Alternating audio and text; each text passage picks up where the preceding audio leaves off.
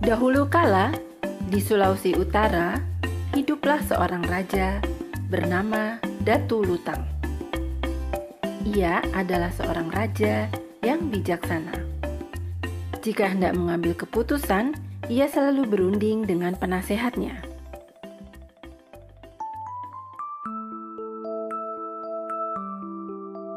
Namun pada suatu hari, karena jatuh sakit, penasehatnya itu meninggal dunia. Datu Lutang menjadi sangat sedih. Ia juga khawatir memikirkan kerajaan yang tak punya penasehat lagi. Kalau ada masalah penting, kepada siapa aku harus meminta nasihat? Datu Lutang lalu memerintahkan Panglima Hiwu, panglima tertinggi di kerajaan itu, untuk mencari penasihat baru. Hamba siap melaksanakan perintah, Datu. Pokoknya dalam minggu ini juga, kau harus menemukan penasihat baru. Baik, Datu.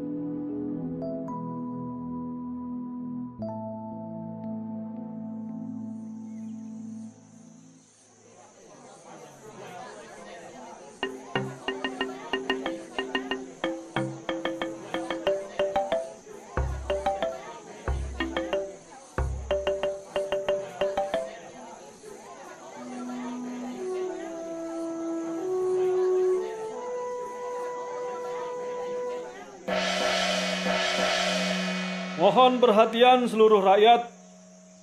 Tadi malam kita kehilangan penasihat raja. Penasihat raja yang bijaksana itu meninggal dunia dengan tenang. Kita doakan semoga keluarga yang ditinggalkan diberi kekuatan dan kesabaran. Raja sangat berduka karena wafatnya penasihat raja. Raja juga memerintahkan untuk mencari penasihat yang baru. Rakyat dapat mengajukan seorang yang paling pandai untuk menjadi penasihat raja yang baru. Rakyat pun memilih seorang pria sederhana bernama Opo Dawi. Opo Dawi saja. Iya, aku setuju. Opo Dawi Iya, saja. setuju. Iya, aku setuju. Iya, Opo Dawi itu kan terkenal bijak di desa kita. Iya, Opo Dawi. Oh iya. Ketika mendengar rakyat mengusulkan Opo Dawi untuk menjadi penasehat yang baru, Panglima Hiwu segera mengundangnya datang ke istana. Opo Dawi, Datu Lutang ingin berkenalan denganmu. Nanti malam akan ada pesta di istana. Bersiap-siaplah. Pengawal kerajaan akan menjemputmu. Baik, Panglima Hiwu. Namun, tidak semua rakyat memilih Opo Dawi. Kune, seorang pemuda yang pandai, tidak setuju. Ia merasa dirinya cukup pandai dan mampu menjadi penasehat raja. Dengan marah, ia berteriak di depan rakyat yang sedang berkumpul itu. Saudara-saudara, ini tidak adil. Namaku Kune. Aku juga terkenal pandai. Siapapun boleh mengujiku. Opo Dawi ini pandainya mencari muka. Itu sebabnya rakyat memilih dia. Kemarahan Kune menarik perhatian Panglima Hiwu.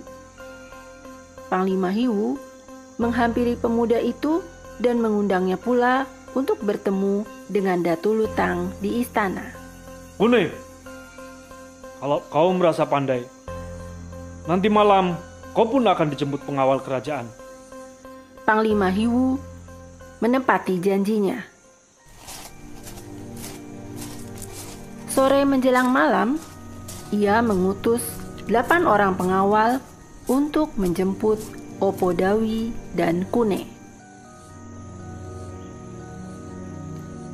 Mereka berdua masing-masing diusung di atas tandu yang dihias indah. Dalam perjalanan ke istana, tiba-tiba mereka dihadang sekumpulan perampok. Para pengawal berusaha melawan, tetapi perampok-perampok itu sangat kuat. Hei, pengawal istana. Cepat serahkan tandu kerajaan berlapis emas itu pada kami. Tidak bisa. Tandu ini untuk membawa tamu istana. kalian tidak tahu siapa aku ya? Aku kepala perampok, penguasa hutan ini. Kalau kalian tidak mau menyerahkan tanduk itu, lihat akibatnya. Anak buahku, rebut kedua tanduk berlapis emas itu. Pengawal di sana, lawan perampok-perampok ini. Hiat!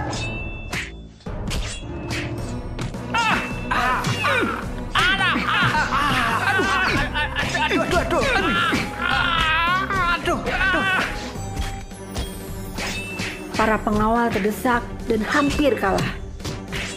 Untunglah, pada saat itu datang serombongan tukang kayu membantu mereka. Para tukang kayu berhasil mengalahkan para perampok sehingga mereka lari tunggang langgang. Tukang kayunya kuat sekali. Aduh. Ayo, lari. Aduh, lari.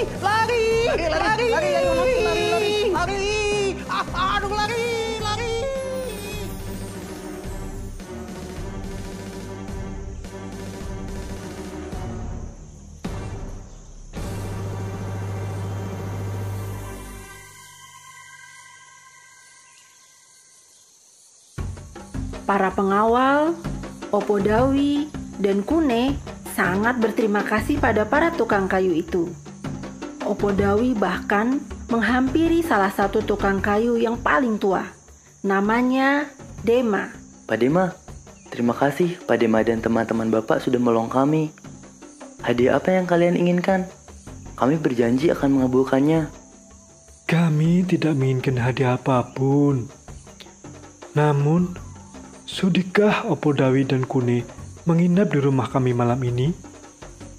Istri dan anak-anak kami tentu akan bangga sekali jika ada calon penasihat datu yang mau menginap di rumah kami. Tentu saja Pak Dema. Kami berjanji untuk menginap di rumah kalian malam ini sepulang dari undangan Datuk Lutang. Bukankah begitu, Kune? Ya, iya Pak Dema. Kami akan menginap di rumahmu. Para pengawal lalu melanjutkan perjalanan membawa Opodawi dan Kune. Tak lama kemudian, tibalah mereka di istana. Bermacam-macam hidangan lezat telah tersedia. Sambil menikmati hidangan, Datu Lutang menguji kepandaian Opodawi dan Kune. Ternyata, Kune memang tidak kalah pandai. Semua pertanyaan yang bisa dijawab Opodawi juga bisa dijawab oleh Kune. Monyet apakah yang terkecil yang ada di pulau kita ini? Pasti monyet Tarsius, Datu. Monyet yang hanya sebesar ibu jari. Wah, betul sekali Opodawi. Dan Kune, tahukah kamu hewan apa yang paling lambat gerakannya di pulau kita ini? Itu pertanyaan terlalu mudah untukku, Datu. Hewan itu kerjanya hanya memeluk dahan pohon. Hewan paling malas di pulau ini pastilah itu si kucing. Pintar sekali, Kune. Kamu ternyata juga pintar. Sambil bercakap, Opodawi dan Kune menikmati makan malam mewah yang disediakan di istana. Tanpa terasa, malam pun tiba. Opodawi berpamitan untuk pulang. Ia teringat akan janjinya untuk menginap di rumah Pak Dema si tukang kayu. Namun, Datu Lutang menahannya. Lupakanlah janji itu. Menginaplah di istanaku. Hehehe, lupakan saja janji dengan tukang kayu itu. Lebih baik nikmati saja tidur di istana. Lagi pula, makanan di meja kan masih banyak. Maafkan hamba, Datu. Hamba sebenarnya ingin sekali menginap di istana yang megah ini. Tapi hamba tidak biasa mengingkari janji. Datu akhirnya mengizinkan Opodawi pulang. Para pengawal mengantar Opodawi kembali ke hutan ke tempat tinggal para tukang kayu.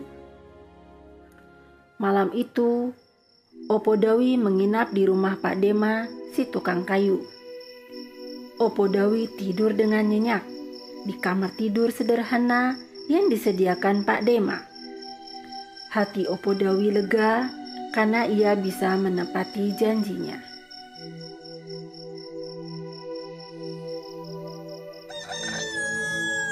Keesokan paginya, Opodawi terbangun dari tidur. Ia pun melangkah keluar rumah. Namun, ia sangat terkejut. Di halaman rumah sederhana itu, tampak barisan prajurit istana. Dan anehnya, tampak beberapa tukang kayu dan beberapa perampok yang waktu itu berkelahi di hutan. Anehnya lagi, mereka semua berpakaian prajurit istana, termasuk Pak Dema. Opodawi benar-benar bingung. Wah, Pak Dema, mengapa Bapak dan tukang kayu lainnya memakai pakaian prajurit? Mengapa perampok-perampok itu juga berpakaian prajurit? Pak Dema tersenyum dan segera menjelaskan. Ternyata, Datu Lutang ingin menguji banyak hal untuk calon penasehat barunya. Itu sebabnya Datu mengutus para pengawalnya untuk sebagian menyamar menjadi perampok dan sebagian lagi menjadi tukang kayu. Selamat Opodawi. Opo telah lulus ujian Datu Lutang. Hari ini, Opodawi diundang Datu Lutang lagi ke alun-alun istana. Opodawi akan dinobatkan menjadi penasihat Datu Lutang di depan rakyat. Sekarang, silahkan Opodawi berganti pakaian. Para prajurit telah membawakan pakaian penasihat Datu.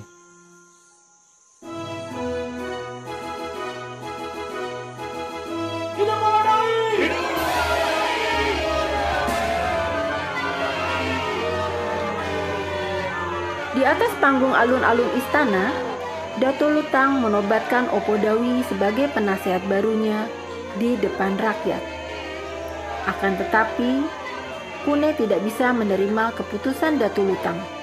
Ia marah sekali karena Datu Lutang menobatkan Opodawi sebagai penasehat. Padahal, ia merasa dirinya juga pandai. Ah, itu tidak adil. Aku tidak kalah pandai dengan Opodawi. Mengapa dia yang dipilih? Kune, kau memang pandai. Tapi, Opodawi tidak hanya pandai. Ia juga bijaksana, ia tidak serakah, tahu berterima kasih, dan selalu menepati janji. Itu sebabnya aku dan rakyat memilih Opodawi. Ia pasti akan menjadi penasihat yang baik. Mendengar ucapan Datu Lutang, Kune tertunduk malu. Ia kini mengerti mengapa rakyat dan Datu Lutang lebih menyukai Opodawi. Ternyata, pintar saja tidak cukup. Supaya disukai orang, ia tidak boleh serakah. Ia juga harus tahu berterima kasih dan menepati janji. Di dalam hati, Kune berjanji akan memperbaiki kelakuannya. Teman-teman, jangan lupa kunjungi website untuk anak ya, bobo.id. Like, comment, share, dan subscribe juga ke channel Bobo yuk!